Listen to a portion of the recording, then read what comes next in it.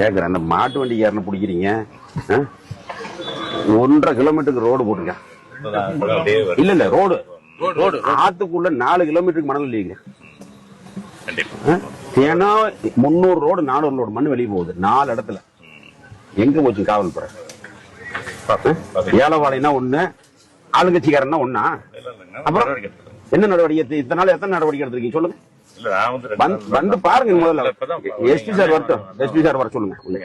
இல்ல நானும் இங்கே கொண்டுக்கிறேன் சார், கட்டில் எடுத்து போட்டு இப்படியே படுத்துக்குவேன். வந்து பாக்கணும், நான் சுத்தி பார்த்துட்டு வந்தேன். அண்ணன் சொன்னீங்க இல்லையா, அது மாதிரி இந்த 5 200 கிட்டாச்சு நிக்குது, 5 லாரி நிக்குது. சண்டிங் அடிச்சு கொண்டு ஓட்டிட்டு இருக்காங்க. நைட் அங்க ஓட்ட போய் பார்த்த போய் பாரு. சாக்குல மணல் இருந்தா அந்த வீட்டுல இருந்து இந்த ஏலபாளையெல்லாம் அவையில புடிச்சு கொண்டு ஸ்டேஷனை குறை வைக்கிறீங்க. ஒரு மாட்டு வண்டிக்காரன் பொழப்பு தானே, ஒரு 1000 2000 எம்பாரி மாட்டு வண்டி ஓட்டினான்னா அவன் மாட்டு வண்டிக்காரனை பிடிக்கிறீங்க.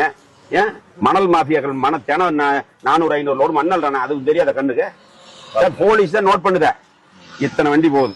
யாரு நேரம் சாயந்தரமான கணக்கு வரணும், பணம் வாங்குறது போலீஸ் தான் நோட் பண்ணிக்கிட்டு இருக்குது. எஸ்பி சார் வர வரைக்கும் கொண்டு சொல்லுங்க சார். உட்காருங்க சார்.